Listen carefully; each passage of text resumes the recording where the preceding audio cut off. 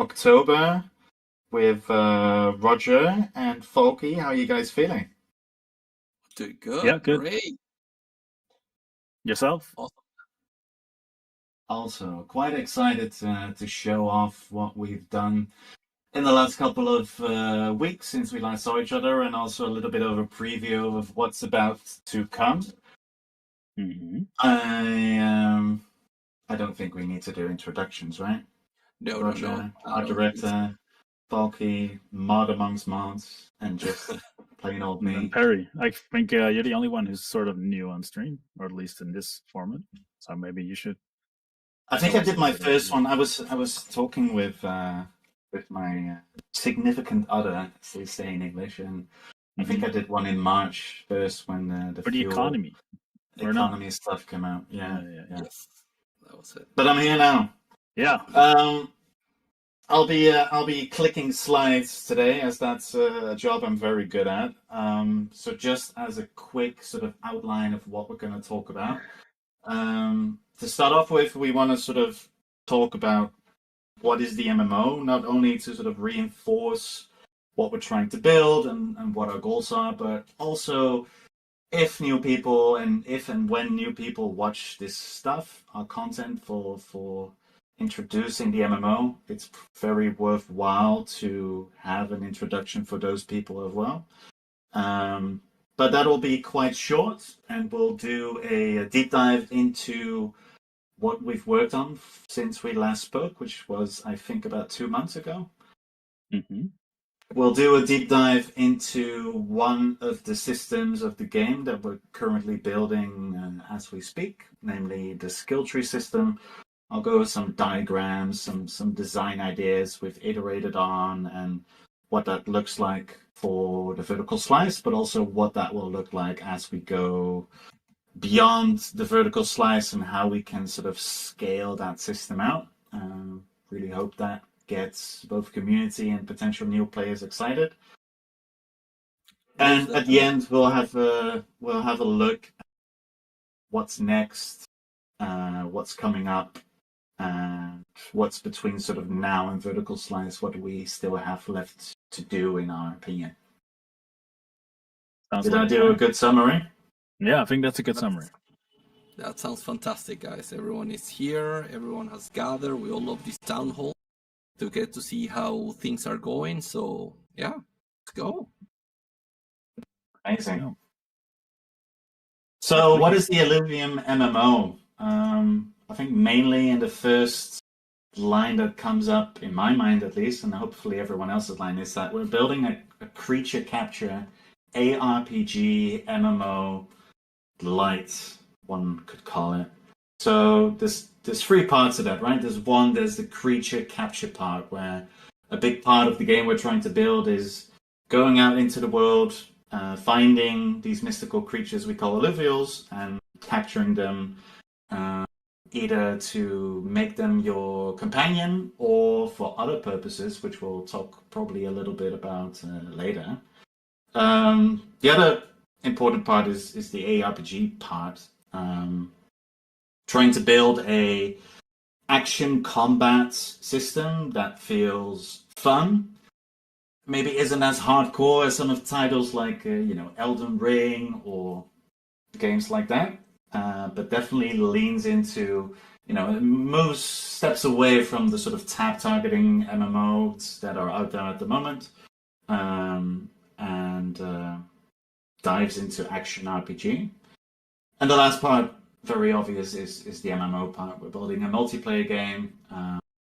It is a little light here and there, and one of the first things that you probably think about when you hear the word light in the MMO context is that, the amount of people in a single environment might not be 10,000, but we're trying to find ways that we can still invoke that feeling of the world being massive and the amount of people you can meet also being massive. Yeah. Awesome. This is true. What other components are we looking for in what we're trying to build? We've thought about this quite a bit over the last couple of weeks. not just are we building a creature capture ARPG MMO, but what are sort of tenets beyond that? I think one important one is that we're trying to make a vertical progression MMO, as they call it. There was a huge discussion in the Web2 MMO community over the last couple of months about, you know, the seasonal model of games like World of Warcraft versus the somewhat more endless model of games like old school RuneScape and some others, where we feel that the seasonal model is losing some steam for various reasons. Where the main problem is, you know, a new season comes out, all of your progress isn't necessarily, you know, wiped away, but it feels like that because you're starting a new season. The item level cap is going up, or the level cap is going up. We feel that a vertical progression MMO more so leans into what we're trying to build, and also that there's a good market for that. And I also think it aligns very well with a sort of blockchain philosophy where what you do is there forever, and you can put it down for a month, you can come back, and your progress won't be wiped as much. The second one I feel particularly strong about is community. Sounds like a catch-all phrase, but I really think that a lot of MMOs have lost this, and that I think we should look at the things we are building always through this lens of community. Do people start playing together through the systems we're building, through the game we're building? And the third one, I think, is quite obvious in a game we're trying to build, and that's economical. Now, that doesn't necessarily mean that we'll fully focus into play to earn, and everyone that goes in needs to find a way to increase their income. We'll talk about that quite a bit during QA, I believe. But similar to a game like EVE Online, where a big part of that game is about you know, value and transferring value and what is valuable to other people. I think that's the third sort of pillar to our game. Any comments on that from you, Roger, or even you, Volky? This is the first time you see this, I think. So I was also curious for your take on this. Yeah, it's for this like a very, very interesting to know. Well, we'll get into QA later, but yeah, how the economy will work later on as a means of transfer of value, as you just said. Because like for me, the most important too is like value resides, you know, in fun, and that's a thing that's been to do a lot with what the sentiment of the community it's been lately too. You know, if we build something fun, value, that's where we start adding value. You know. Yeah, 100%. And I'm excited about all of the options that we have when we're building this fun new game. About all of the things that we can come up with, and all of the use cases that we can come up with even with the stuff that we have done in the past. So I'm working that way and finding new ways to utilize it is going to be very fun. So looking forward to that. Yeah, especially because when you have like an MMO progression, especially with creatures, it's what I've been told by the community, and I feel personally that's where you get a way bigger bond with those creatures, that type of thing. So like, one of the things that one of the things that get people really excited. Yeah, 100%. I've seen. I'll admit I've seen a few of the QA questions beforehand, and I think we'll dive quite deep into what that means near the end. So stick around. On to the next. So what have we worked on for the last couple of weeks? I think about 2 months, as I said before. So one of the main things that we felt a couple of months back is that we didn't really nail this sort of, on the one hand we have melee combat, and on the other hand we have ranged combat. And while melee combat was in a spot where it definitely needed polish, right, we weren't there yet. After some time invested, we felt we could get to a system that felt really good to play. and ranged combat just wasn't there at that time. Aiming was either very difficult or super easy. So Andre himself developed a system that sort of combines homing with aiming. That way, we have a way to sort of tune how difficult the aiming part of ranged combat is. Where, as I said at the start, we don't want to go super hardcore with this ranged combat where it goes all the way into super hardcore first person shooter games. But we still want to invoke the concept in an ARPG that you're playing ranged and you actually have to shoot to hit something. That if you shoot at the sky, like in a tab targeting MMO, you're not hitting the target. So we now have a way that we can sort of flexibly deal with that. We iterated a lot of movement. Maybe you can take this one, Roger, because Yeah. I think you had a very strong feeling on this one. Yeah. So one of the things that I think is essential for the change that we're making for the overworld is to change the movement, even though it was a big part of the fun in the previous overworld, where it basically was a shiny loot box and the only real content that was there was the alluvials that you were trying to find and capture. And they were throughout the entire map, and the maps were huge. So we have to give you some sort of like a powerful mechanic to get around. Otherwise, it's going to take hours and hours and hours for a $1, run or whatever, and that would lead to a lot of people getting very annoyed with it. But now that the game is changing so much, where we want to basically guide you in a sense through content, and there is content everywhere, and we want you to explore and really immerse yourself in the world, we had to bring the pace of the game down quite a lot and insert real progression so that it makes a lot more sense also from a world building perspective, that if you just come out of your pod as this person that was early awoken from a cryo sleep, you basically have nothing, and you're going to progress through the world, and you will find new ways and new technologies, and maybe you get through a higher rank, and you get unlocked more and more stuff as you prove yourself to be this valuable ranger. And so you'll have actual, exactly, the pod pajamas. You have actual movement progression, where you're going from running and walking, jumping to double jumping to eventually it's in the cards, but it's not in the vertical slides. But we're going to work towards like mounts and hoverboards and all that kind of stuff to really make movement fun again. But this is going to be a lot more controlled and a lot more sort of like as a reward for playing the game all the way through and leveling up. So yeah, it's going to be a big change. Like some people said in the chat, rest in peace to the Jimbo jump, but it's necessary in order for us to make the world believable and to force people through content. Otherwise, in the current system, you're basically giving the player giving the power to the player to just skip all of the content that we're trying to put in front of you, and we don't want to do that.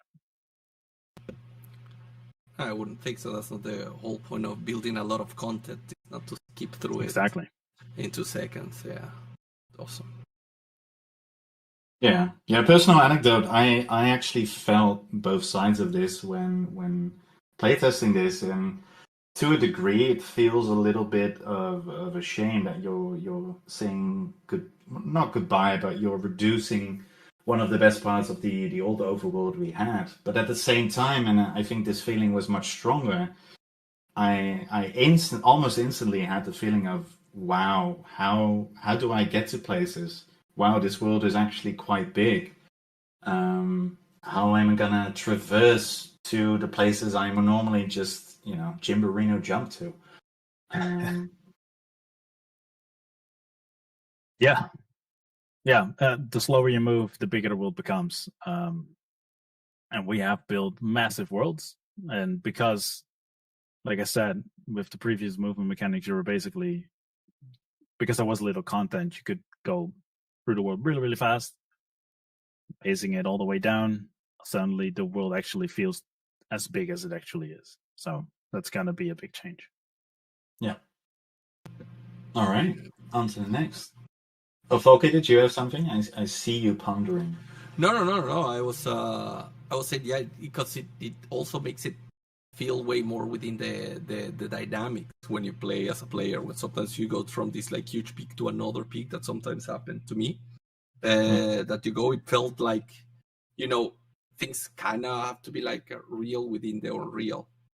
So yeah, I think I would also enjoy more something that's like more combat based, that you go way more little by little and from one place to another, because the map is really big too. Yeah. Cool. All right. What's next? Item system extension. So we're not there yet, I feel, in terms of how varied we want to make our items, but one of the big things we did last couple of months is increase the amount of stats you can find on an item and increase the variability you can find on items, and sort of make these tiers of rarity and strength, and improve our loot tables, make our big part of the current item vision we have is that you'll have to invest resources with crafting to upgrade your items to the next level. We've put that in, and even though we're not quite at the amount of stats that we'd like for the end product, I think we're at a pretty good point for the vertical slice, where people can go into the world, fight monsters. They drop items that feel like meaningful. You become a little bit stronger. You go to the next group of enemies that are a little bit stronger. You suddenly feel you can take those on. Those drop a little better items. Typical ARPG loop that you might find in games like Path of Exile. I feel the last couple of months we're not quite at that level yet. But we've made steps to where you can actually feel this loop happening. Mm-hmm. I think this is the big one for me, to be fair. If I were to pick one for the last couple of months, it's probably quest integration. I mean, it's probably more on you, but just quickly from me, I currently feel that there's a little bit of a guidance. There's a hand holding your hand that guides you through the world and tells a little bit of a story. Yeah, it's not there yet in terms of like in the current vertical slice, but before we make it playable, most of it should be in there, and that there's like a proper player path that actually going to immerse the player into the world, tell the story, find learn about the world and the situation that you are now finding yourself in, and finding purpose, basically, like why are you here and what are you actually doing and what's your role and how can you I say that like provide the helping hand in order to progress everybody and get to the goal that you as a group have. I think there's a lot of story to tell from what we had previously, and there's a lot of new stuff that we're adding now that it's going to just make it a cool place to be around or to be in, I think. And all of these quests are hopefully going to give people that feeling. So But it's also like kind of like tying with because the only like one of the little bit of parts of the lore that we got was like the factions. So that also be just like integrated too in the quest, because we all chose one but didn't really for the yeah do with that. I know for the vertical slice, I think the player path where it sort of ends, and this is maybe a bit of a spoiler, but slightly after the vertical slice would be where this starts making sense, and where from a timeline perspective things start to splinter and that's where it actually starts to make sense. So I think for now you will get to know the ideologies a little bit, and that they're there, but it's not like you're already actively pursuing one direction or one faction or whatsoever. Like as a player right now, or as a someone that just popped out of the pod, you're basically just trying to prove yourself and trying to help chase Arlen that we saw in the trailer. She ran off, used the obelisk, and went out. Now it's yours. One part of your job is to basically go after her and see where she went and try to figure out what she knows and how she's actually moving throughout the world. And for us, it is a whole lot more difficult. And it's going to bring you to all kinds of places where you'll find traces and where she unlocks certain things that you can go into now. And she's way ahead of you, and you're going to try and chase yourself down while there's a bigger story of wanting to get off the planet and reaching Illuvium. I'm not going to go into all of the details, but it's there's a lot more to it to say. And I think finally we'll be able to tell this whole story to the player and take you on this journey and make you part of this journey instead of just sort of like seeing the journey happen in front of you through either dialogues or what was it, the voice tapes and cinematics. Now we're actually taking you in there, so it'll be cool. Sounds great. Like how it should be. Awesome. All right. Next one is the tutorial revamp. I think this aligns quite well with quest integration. Maybe one for you again, Roger, to dive into. Well, the biggest thing I can say about this is that it's still in sense the start that you did from the original Overworld game, but it's going to be just a different experience. It'll be very samey because it was based. The previous version was kind of based on what we're trying to do now, but this one is a lot more elaborate and there's a lot more storytelling. And you'll sort of like it's a bit more hands off in sense of that we want you to do this and look here and walk like this and blah blah. It'll be much more like you're out of the pod and you're getting to immerse yourself into the world pretty quickly. So it's going to be a change and probably a lot more fun, I think. Awesome. Yeah, good tutorials. Oh, and there'll be enemies in Sanctum Mesa as well. That'll also be fun. Like the first thing you're gonna do when you're out of the ship is fight. So instead of just running and stuff, you're gonna be fighting instantly. So that'll be fun. Good. Pushing the action right off the bat. So it looks good. Yep. Yeah. If you're building an ARPG, I don't think we have a choice. But it's definitely coming.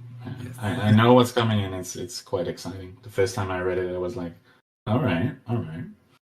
Next up is new companion abilities. One of the things we felt while iterating on combat was that the Illuvial felt, compared to the Ranger, felt like it deserved a little more spotlight, a little more actionability. So what we've done is we've added abilities to the Illuvials, where there's a little more decision space while you're fighting around your Illuvials. Previously we had the Omega, and now we've extended that. I still think there's a way to go on Illuvials and the connection between Ranger and Illuvial, not only from a combat perspective, but also from a lore and world building perspective, and also fighting them. There's some steps to make, but I think with these abilities, we like playing with them and fighting with them has definitely taken a step forward. Yep. Yeah, that's it. And the last one. Sorry. No, I just want to say, like, I didn't know if you wanted to sort of like spill it over into the conversation we were having early, etc., or if that is just too early, and maybe it is, and then we can just move on to the next point. So we can touch on it in the what's next, but okay, yep, cool. So the next point is drone abilities and consumables. So one sort of key point of modern ARPGs that we missed was that you have, a potion, a health potion, or a power potion you can use during this. And at the same time, we had the drone following the ranger that, due to the changes we made to the old overworld, didn't really make sense anymore in the new overworld. So what we decided to do is sort of merge those two things together, and that the drone now acts as your consumable as you play. So throughout your gameplay, you'll be finding enemies and finding alluvials and capturing alluvials. And if you need a little extra boost, similar to, Path of Exile health potions or WoW's strength potions, in case you're a strength class, your drone now has a variety of effects with a small economic loop behind it to fill the drone with the materials it needs to give you the power to feed those effects. And that can be used as sort of these short burst consumables that can be used in combat. This is fairly new. I think it literally finished today, so we're still probably play statistics literally tomorrow. Yep. But yeah, that feels super exciting to me. I'm genuinely looking forward to tomorrow to give this a try.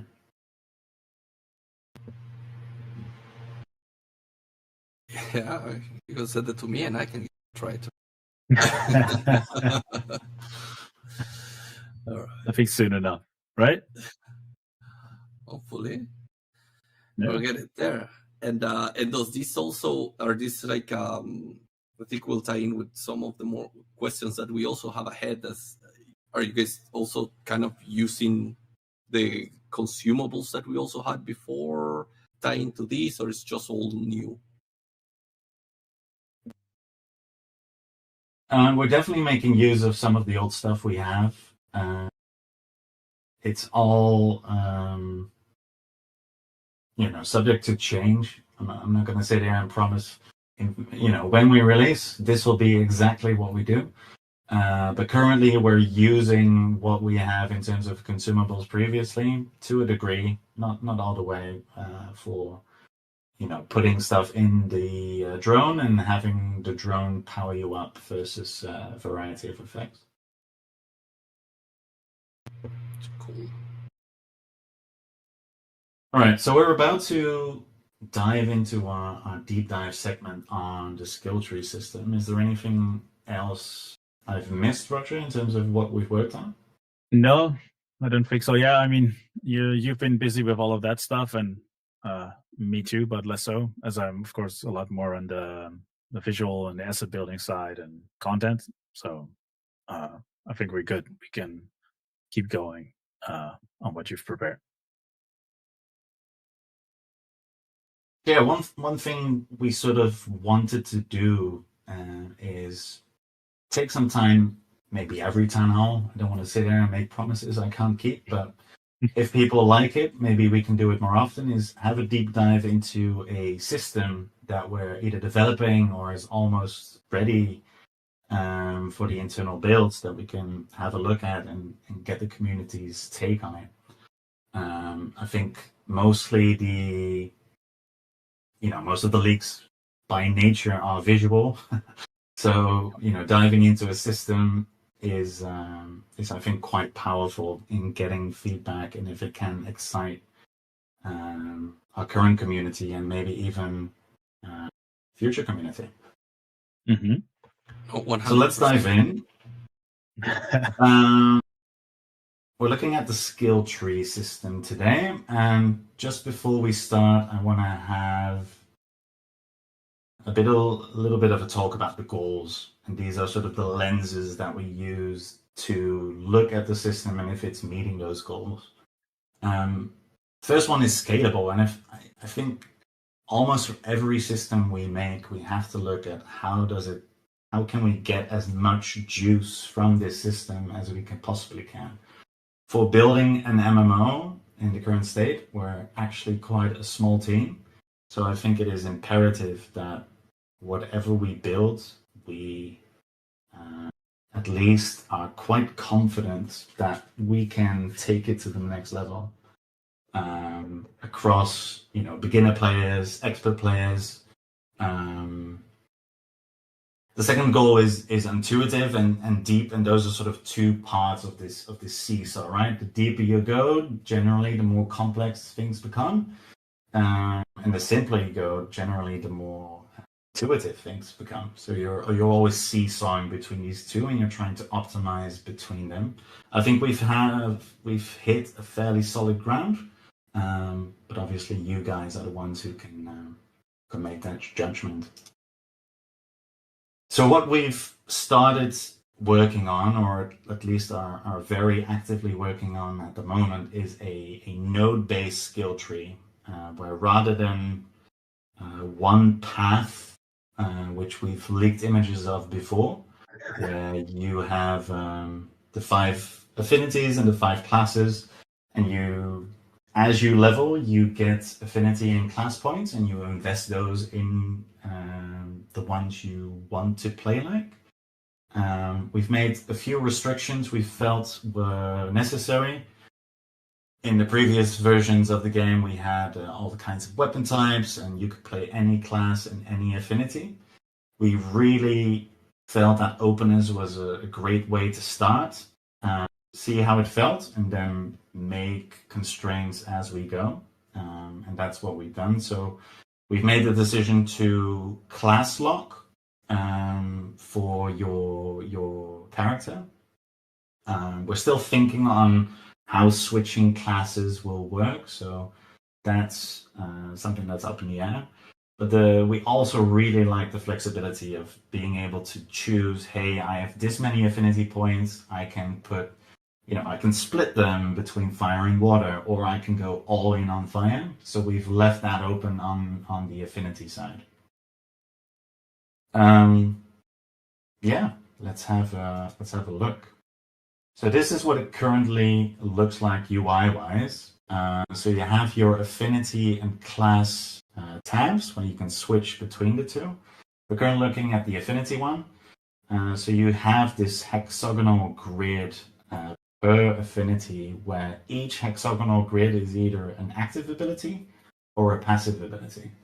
Now, I think the beauty of a system like this, and where the sort of hidden depth comes from without sacrificing too much flexibility, is that you can choose how many points you put into each of these nodes. So maybe you just want a fireball for having a ranged attack in you're a melee guy. You just want a fireball for those few situations where you're on range, you can't get into the enemies because they have close combat abilities, and you want to shoot at them for a fireball.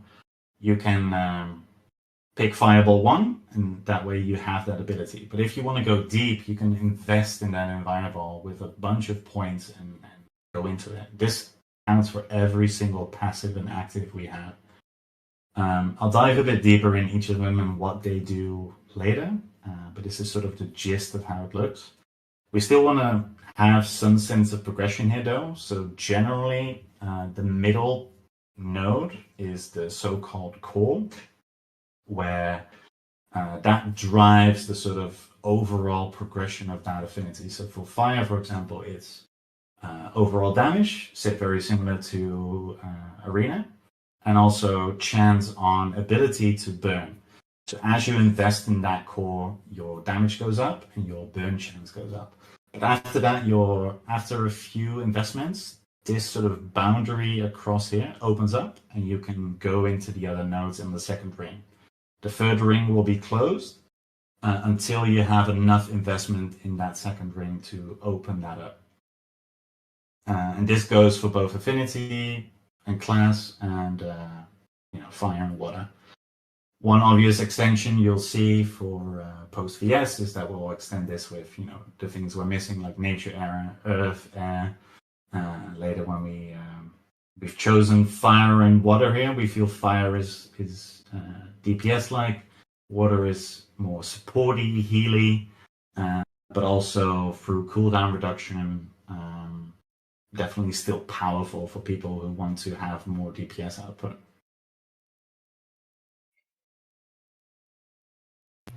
Yeah, looks cool. I like also how it's not like a typical tree that goes down. I like how it expands on the hexagons. Yeah. Yeah, thank you. And it is right now. There's I don't know. There's like a one ring, but it can expand. There can be skills added to it. So there's like a lot of room for scaling and adding things in. And then of course from here you go into the composites, which are linked to each other as well. I don't know if you want to, for vertical slice that will not be in, but I don't know if you can already expand a little bit on that or elaborate a little bit on that, Barry. How you think that would work? So, as you say, we currently want one sort of grid per base affinity or base class, and that expands outwards. And that harkens to this design goal I've just touched on of scalability, right? All systems that we make need to have this sense of scalability. Composites are still very important to us. So one thing we are definitely thinking about is as we scale these node grids, we'll find the composites, so to say. So you might come from fire and go to steam, or might not even have to do with water. You might want to go to wildfire. And that gives you a lot of flexibility on how you reach that. Do you go to wildfire from a fire source, or do you go to wildfire from a nature source? Yep. Yeah, this could be really fun. I'm looking forward to that. So diving a bit deeper and showing you guys how we look at these things and how we come up with these. What we want to do is we start with this core. Oh, and one thing I didn't mention is one fun thing about our itemization system that we're working with at the moment is that we want to tie this affinity class system into itemization. So you'll be able to find items that have fire cores and water cores inside them. So your character, from a synergy point of view, will evolve as well as you find different items and go through that. Yep.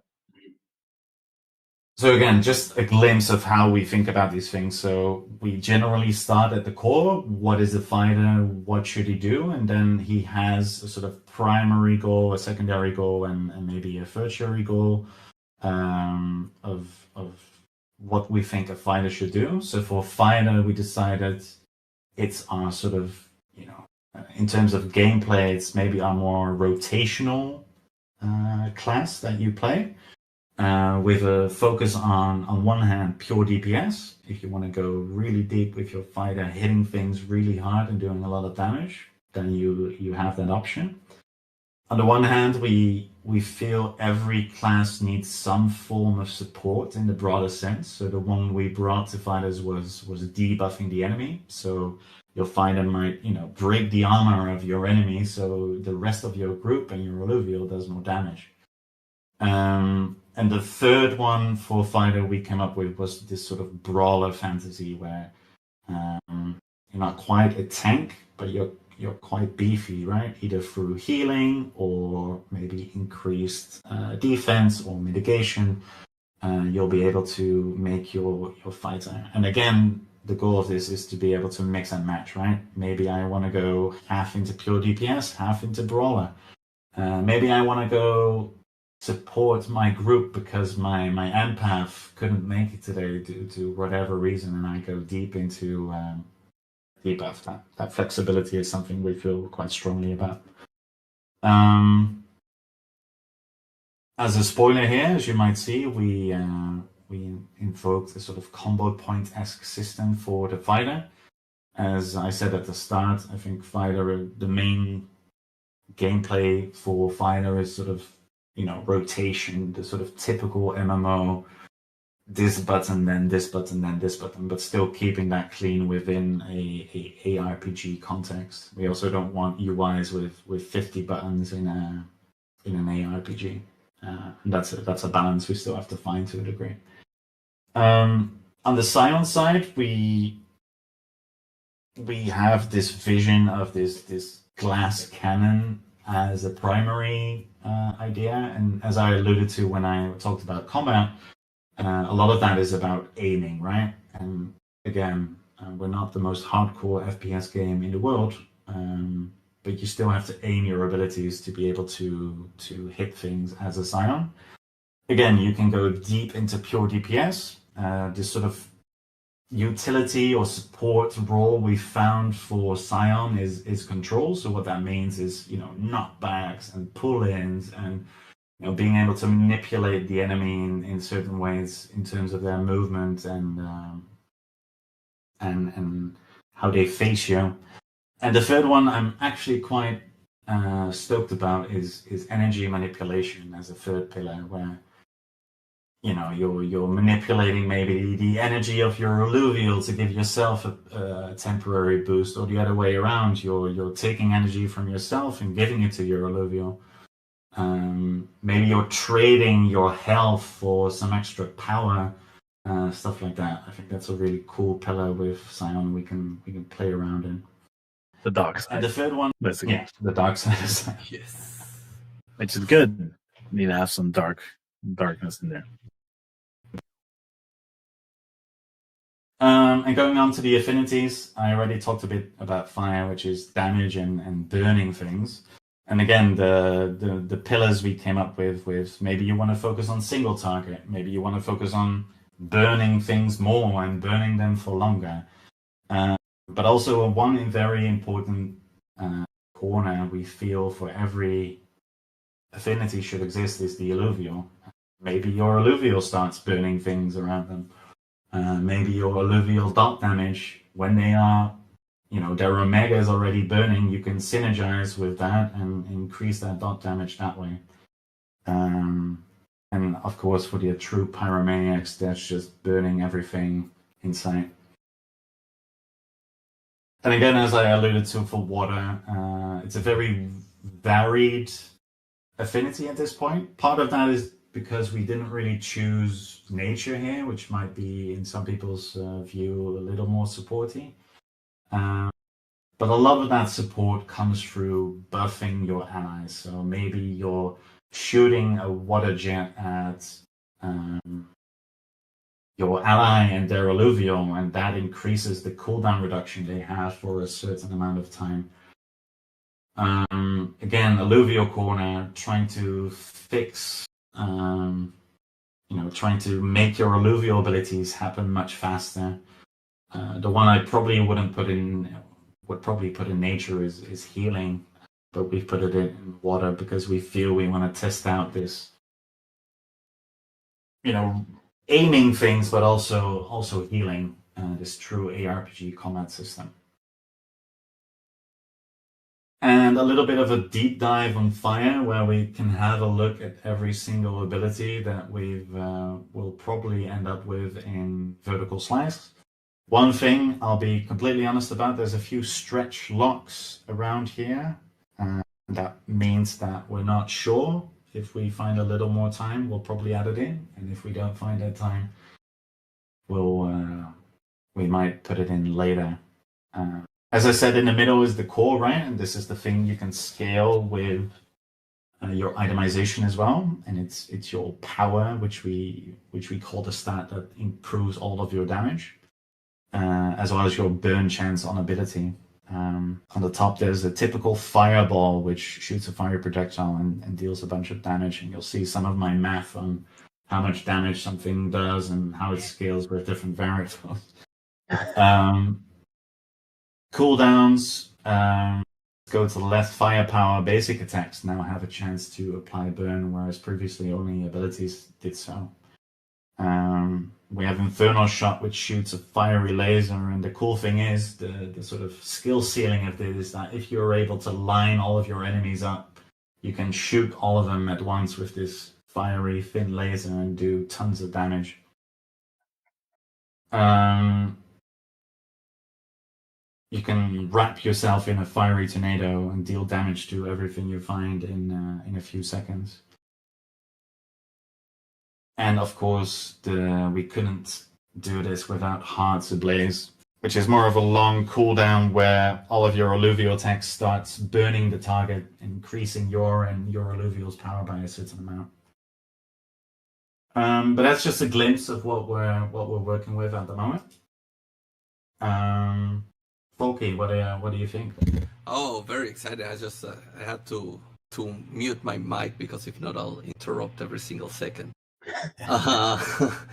I mean, yeah, this is a lot of the things that that also players communities like really miss, that that system of like easy, quick gameplay, kill a couple of things when you have time, and also there's a big thing that was missing for me in the overworld, because every time I enter a region, it took me like an hour to finish one. So Yeah. So yeah, and I'm really, as most gamers are, I think it's a progression. So all that skill tree, all that you start thinking. You could see in chat right now, everyone saying like either wizard type, you got the bulky types. You can even see it in arena how people make their characters. You can see already the bulky ones, the bulky tanky ones, the wizardish like ones. It's fantastically exciting. Cool. Oh, Yeah. nice. Shall we dive into what's next, or did you have anything you want to add on to this, Roger? No, not at all. I'm super happy we made the switch. Yeah, I think just gives a lot more room for building your character the way that you want it to play. So yeah, and for me especially, it's this scalable design goal where if we feel players need more expression of who they want to be and what they want to build, we can add nodes quite easily and make interesting passives or actives. If we feel things are too overwhelming, maybe we'll kick out a few that aren't used that much. We can make things simpler. Yep, agree.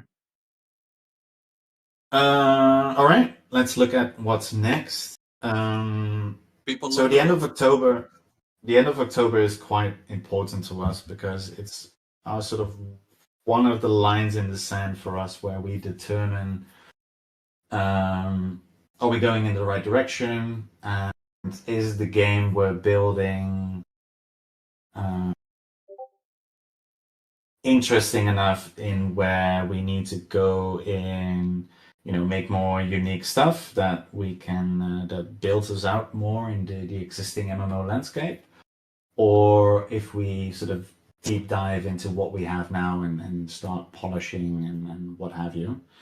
But regardless, I think the main what's next is a whole bunch of combat polish. The skill tree I've just discussed is the main thing we were sort of not waiting on to polish everything, but it's a lot more efficient to first have all your abilities decently in line and then start polishing rather than changing an ability after that polish phase is there. And just to be clear, when I mean polish in this point, I mean making combat feel good. When you're hitting something, you're actually hitting something that you think you should hit. Having animations line up to the degree that your activation of that ability feels good and hits the targets that you think it should hit.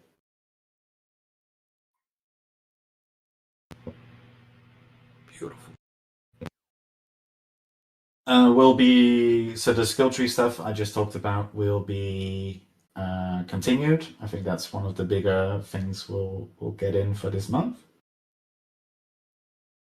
A big changes to UI. I've just shown off the skill tree UI that was recently added. We're making big passes on UI for quests, and also inventory was still very much in a sort of old Overworld style. And we need to change that to match the game we're making now. And more encounters. Roger, could you Yes. speak about your encounters you're making? No. Well, how do you mean more encounters in terms of all the types of extra monsters that we'll be facing, or how we Yeah, like design the encounters in I'm not general? sure if you've leaked. I think you did, like Doorman and Spool Guy. Yeah, I think they're all out there, um, Okay. but I don't think people have seen them in action. So if you do a bit more talking, I'll try to find a video, Okay. share it in the chat. Leaks. There we Yes, go. please. No, so we alongside all of this, and we talked about this quite a bit in a previous town hall. We've had Blixen, of course, our capstone boss, feeling better and better with all the arts integration going in, with all the tuning, and a bit of debugging as well, of course. And we felt we needed a little more. I've actually fought one of the new enemies. That is sort of a mini encounter we're planning just a few hours ago for the first time, and yeah, seeing that integrated with the boss just took it to the absolute next level. This video.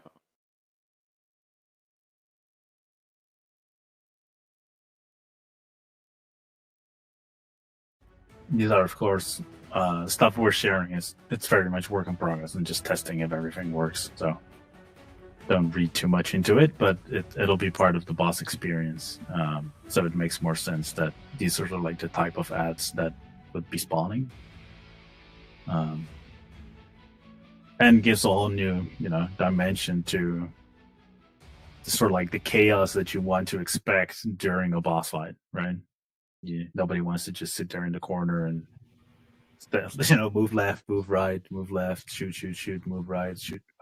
Like, as a typical MMO kind of boss, you just want chaos. You want people running around, jumping, things coming at you, doing skills, running off to hopefully a small, area where you can heal yourself up or heal your mates, people screaming, and get that thing first, stuff like that. So you sort of like have this, real experience about holy shit, we're defeating an epic enemy.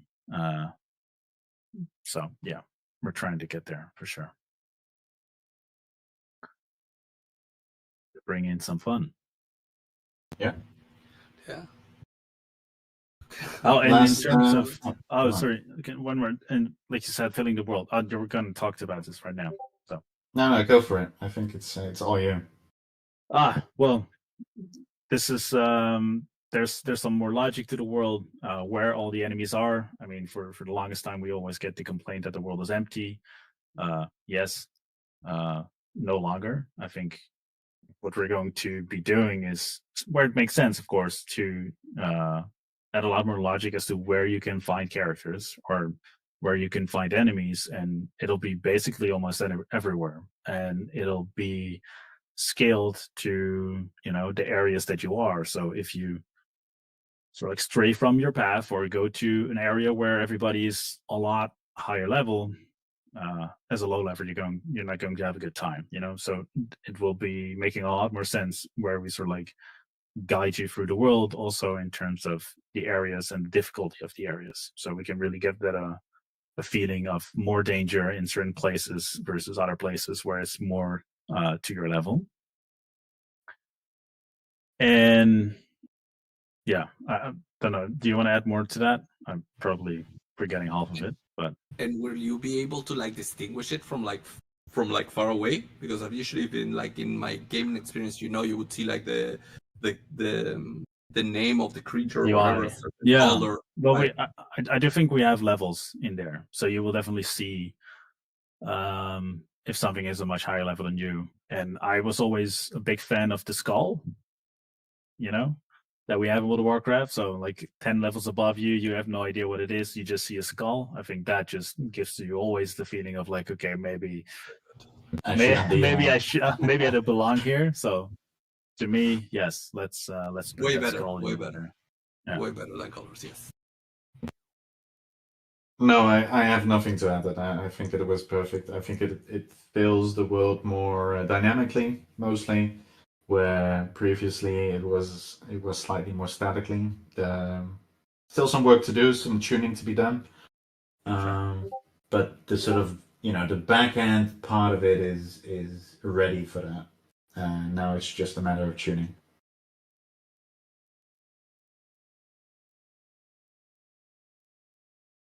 All right. I think that's it in terms of what's next. Do you have anything, Roger, that we should add to this?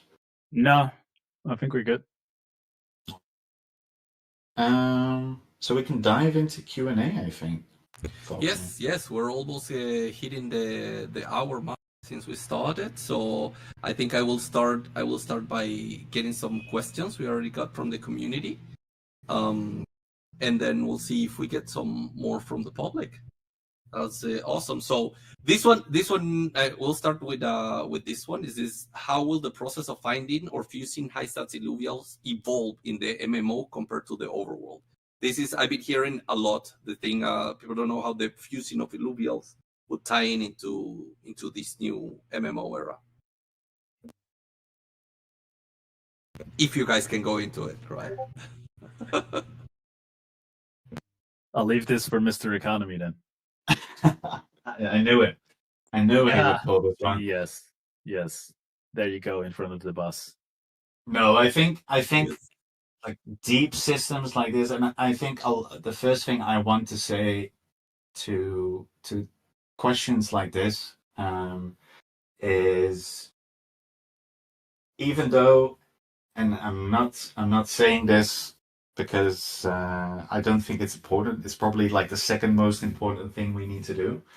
But the first most important thing we need to do is make a fun game that people play and love and can get outside of the Web3 confines that we have, and is so good or so unique that people outside this space come in and think, I have to try this out.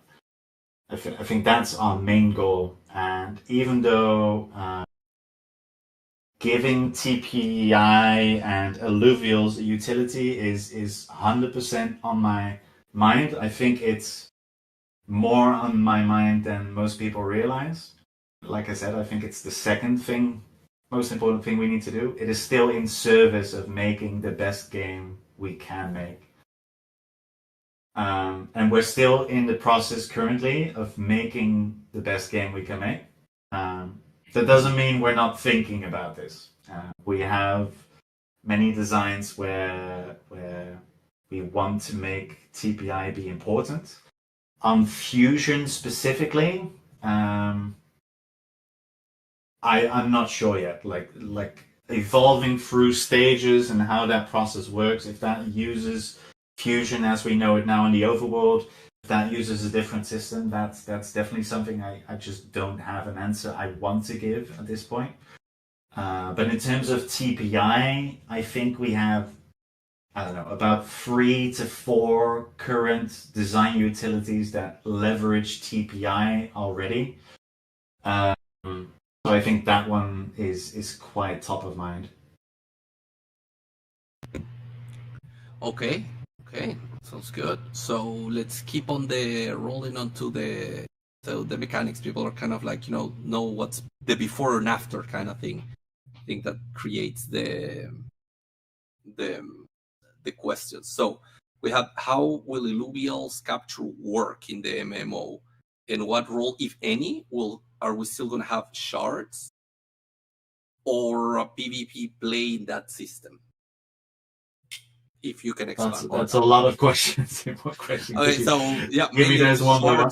The capture. Let's go with the capture, or we're still gonna capture alluvials with the shards? Yes. Yeah. All right. Yeah, your drone is still going to be that, and you load up your drone with the shards, and the better the shard you select, the more chance you'll have to get it right. Perfect. But the current iteration of capturing alluvials is it's better than it was in terms of going into the auto battler and doing that all stuff.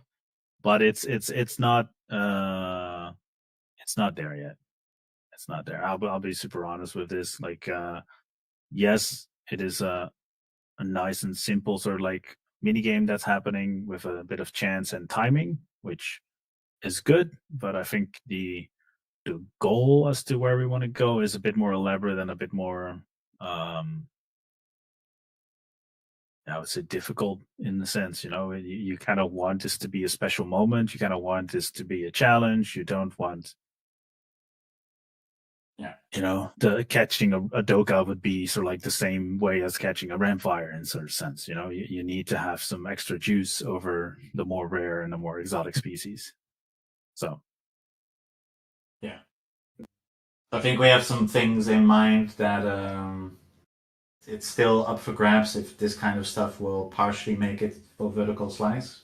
But I think especially for alluvials, it's probably like either the most or the second most design I'm most excited about for how we bring alluvial capture to the next level. I think it'll be standout. It'll be something that makes us stand out from not only other games in Web3, but also just other MMOs. Yeah. It sounds fun.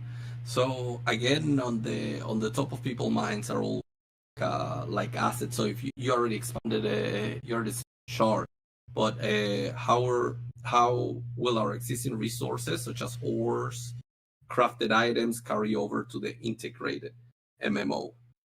It's like some things are carrying over, some others are. Again, I think this is the same question. On like I have two answers to this. One, again, it's the second most important thing on my mind that we give something to these collections. But two, the game is just not in a state right now where I can give a answer to that question, a promise on what that will do. I think for shards that's a little more clean cut. I think for ores and gems and essences that's a little harder to solve. All right. Then we can go also, let's change the topic up a little bit from assets that they're still, I think it's still up for grabs and discussion right now. So how are you guys planning to roll out the beta testing, and what can players expect from early access space? Do you want to take this one, or? Yeah, sure. It's not something we said about. I think the main goal we have in mind is that we want to release something that players feel good about playing. Like it has to have a certain level of quality to it. And once we reach that quality, I think things can move very fast. And again, this after that answer, it falls into the realm of what I want and not what we're gonna do. But I'll tell you what I want. I think a model like, for example, what Ashes of Creation does is where they every month or every 2 months they have a limited time play test where they ask players to come in and play the game and give feedback. And this is post VS, of course. I think something like that could work. Yeah, I think that would be great. If we can make that work, that would be great.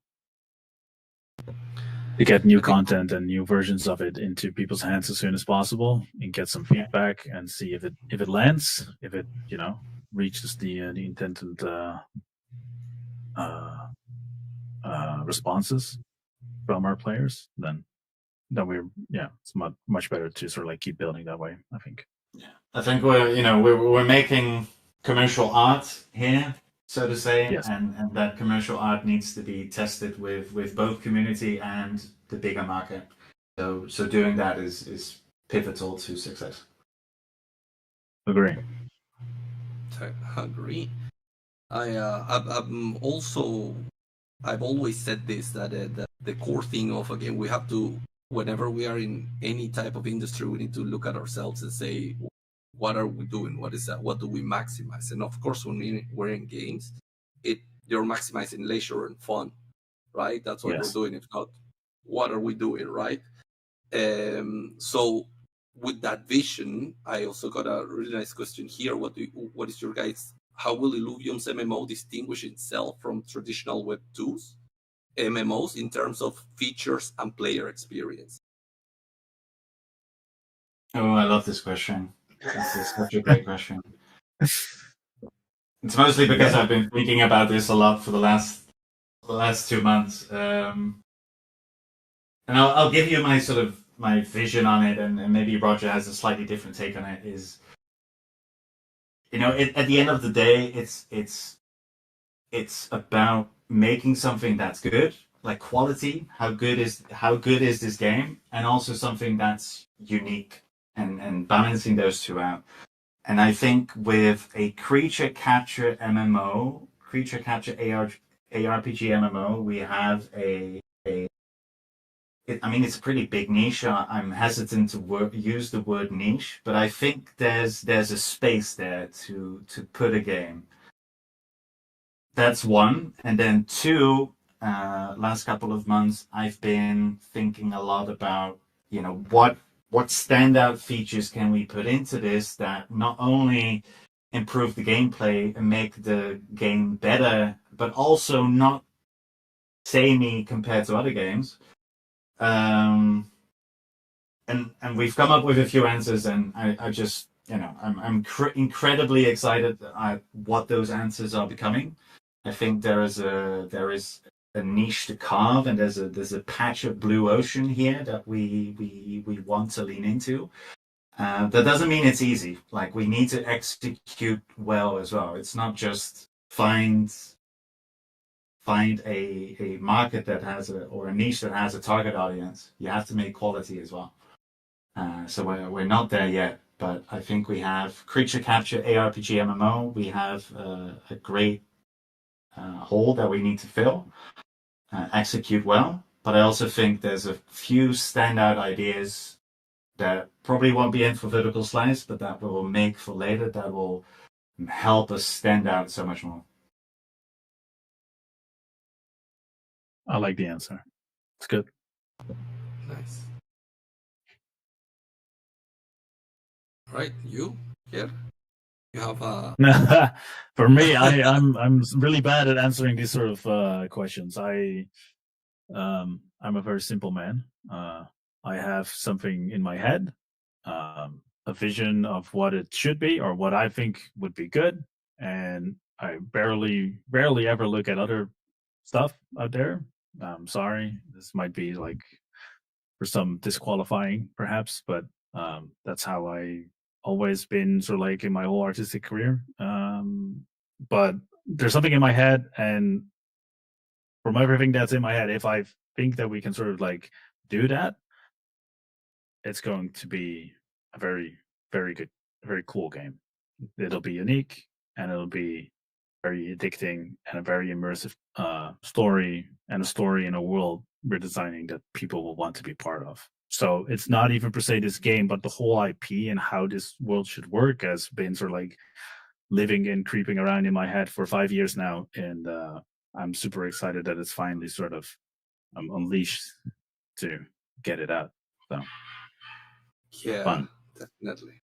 It's fun to see. I mean, like, one of the strongest points is in this game is definitely the quality and the uniqueness of the IP.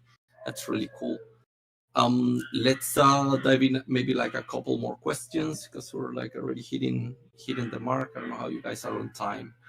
But I got this. How will Illuvial stat progression work in the MMO? And will players be able to improve stats through gameplay or other means? Or the player or the Illuvials? Illuvials. Oh, the sorry. Illuvial stat progression. Yeah, Illuvial stat progression. Okay, right. Again, this I think this question sets in the realm of game first, then answering this question. But I will share my thoughts on it. The way I see it currently is that stats are largely immutable. I'm not going to sit here and promise until the end of time that they will never be able to be changed. I don't think I can make that promise confidently. But in my view, there's two aspects of an alluvial in its NFT, and that's level, which is very immutable, and then stats, which is very immutable. Now, will there never come a time where, I mean, fusion to a degree is mutability of stats, right? So I don't want to sit here and make that promise, but that's the way I look at it at the moment. All right. Great. I will get into because it's a crowd right now. We are Web3 by heart and the earning mechanics a bit. So I will get this one. This is how will players who enjoy PvE grinding and catching illuvials be able to earn income in the MMO?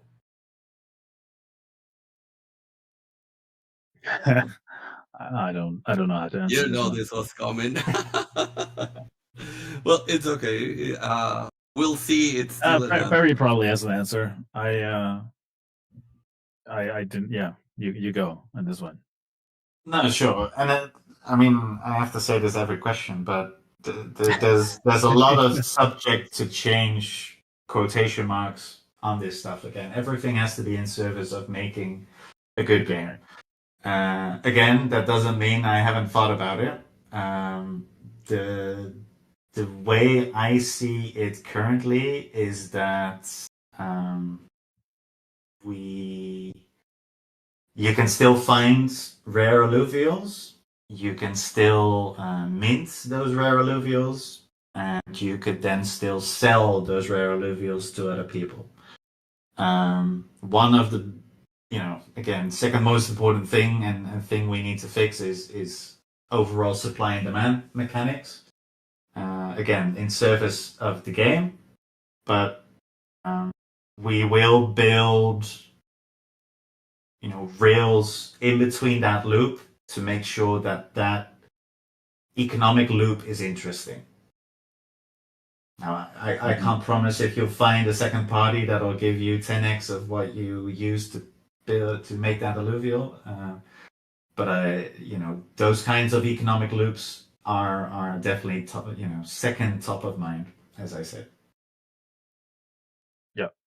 But I can't sit here and give you an ROI. I'm sorry, that's beyond my capability. No worries. I've been modding here. Please look at this graph. For a little bit over 4 years, and that question is always asked. That's one of 5. It's always. I chose one that I personally really like right now because as you guys know, and in all communities, and as Aaron has said, there is a working version of mobile first arena, okay, that they're trying to get to, but not roll out now. We have other priorities.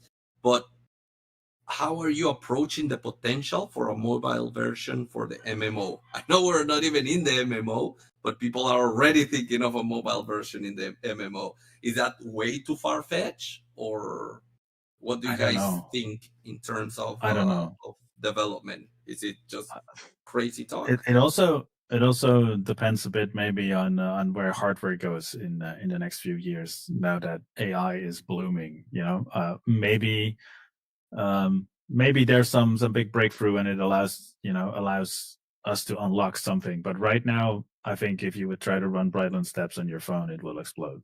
Like the game is not built to work on a mobile, so it will be it'll be hard to do. Like that probably means that we have to rebuild the whole thing. I don't think we have the team and the budget to do that. But I can definitely see certain, and we've brainstormed about this quite a little bit. Me and Perry once in a garden, but this could nigger into sort of like a companion app that could still be sort of like a meaningful integration into the game. So it would be sort of like half on mobile, or parts of it could be potentially on mobile. But the game itself, as the way that is being built right now, cannot be run on mobile. No. It's all right. It's all right. All the what ifs are yeah, are what people get excited. it's like But it's the current it's an answer in current times, right? I mean, in correct. maybe in a few years or whatever, there is a different way of doing things, and suddenly this unlocks everything. Things are moving so incredibly fast. I don't, yeah, just I don't know. All right. I will say I did say before that expanding alluvial features is my second most thing I'm excited about. I think the gameplay surrounding this, I've worked on this a little bit this week. I think the gameplay surrounding this sort of companion app gameplay is probably the thing I'm most excited about because of how uniquely it integrates with an MMO. But I haven't shared it fully with Roger yet, so maybe this is the last time you'll ever hear of it. We'll see. All right. Yeah, I think I'm running out of questions right now, which are not just repeated, kind of. So I'll pick this one as the last one and see if you guys have then a few last things to say. Is that which features do you guys believe, like both of you, will be most excited for both the players in the new phase of Illuvium? You can go first, and then if you pick my thing, then I'll come up with something else. Yeah, okay. No, I think I've already alluded to this, but I'll allude to it again because I really like these things. I think the first one is the thing we just discussed, and not because it's on a mobile phone, but I think the gameplay that we're cooking up, where there's something very special outside of the domes that the regions are in, and even though going into those domes yourself will be a death sentence, there are things that can go beyond the dome. And there are also things that people know are beyond the dome. And I think the integration of those parts is what excites me the most. Because of its uniqueness, I think. And then the second thing is, again, something we touched on before, but I don't mind repeating it because I'm genuinely excited about it, is expanding not to say the capture moment, but the battle with an alluvial. I think slightly inspired by what Roger came up with, and slightly inspired by sort of my all time favorite MMOs from ages past. And I won't tell which one because I think it'll spoil it too much. I think that combination of gameplay and improving that is going to be, again, something that helps us stand out so much, and also such a scalable system where we can just if people like it, people can keep doing it, people can keep progressing within it. Sure, they might find better gear, but it's such a scalable system that it'll keep being interesting. And there's so many little levers and variables you can push to help make that interesting. So those two are my answer. That's good. Yeah, I'm super excited about the quests and the story that we're going to tell, and the whole world building part, and trying to get that good. Second to that, I really look forward to finally come to the point where it becomes a social experience, or more of a social experience. That's what I would really like. I don't know how far we're going to be able to get for that in the vertical slice. At least in the first iteration, it might be a bit rough, but definitely like where we're going towards next is exciting. And second, the whole bond thing between your alluvial and your ranger, and how you're going to fight with each other, and the whole sort of like the story that and the world building that sort of like connects to that, where you need the alluvial in order to become stronger, and the alluvial needs you to become stronger, and you basically both have a common enemy in the world in all kinds of challenges that exist. That is, I think we can do some very, very cool stuff with that. And I'm excited to start working on that. So, yeah. Well, I'll add a little bit on that what you just said. I've been with the guys on the IPL every week, helping with pass. And what I've always caught from TFT players and all other players has been the Ranger and the Ranger bonding. That I don't know how you guys came up with it, but it has become a central distinguishing factor within Illuvium, and it's a very, very exciting that bond that you like. You made it a mechanic, but then now do feel the bond in it in the auto battler doesn't feel that much, but it already kind of does, which is a really, really cool feature. And I'm also excited to see how it translates to the MMO. Yeah, me too. We've been working on it, especially in documents so far, but it's I think it's exciting for what we can do. I think even in Arena there should be more emphasis on it, and there's probably features that we can come up with to strengthen that even more. That whole narrative around that Ranger and his alluvials. Basically leaning into Ash and his Pikachu. There's this magic, between the two. This bond that I think we should emphasize it much more and bring it forward whenever we can, because that's, it's just so good not to miss up on, Yeah, and people are already saying that. People are already singling that thing out as one of the things they like most and differentiates most about Illuvium Arena right now. Yeah. Okay, cool. I didn't know, but right. That's cool to hear. Yeah. Well, all right, guys. Thank you so much for your time. I think we're hitting almost hour 30 in here. So to not keep people bored and to get something more for the next month or the next couple of weeks for another one of these meetings. I think I really enjoy this. And also like with the community council and the IMC, we all like to hear how the progress is going, even as you dive into like these little parts of Illuvium little by little, so we can keep entertaining. Thanks. I know it's a lot of work.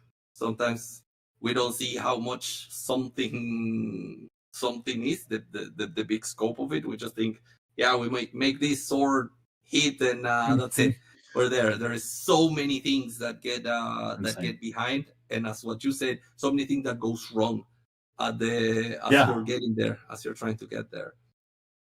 So yeah. I mean, and then all of the people working on it to make it happen. Like the team is amazing and they're passionate and they work so hard to get everything out and do the best that they can.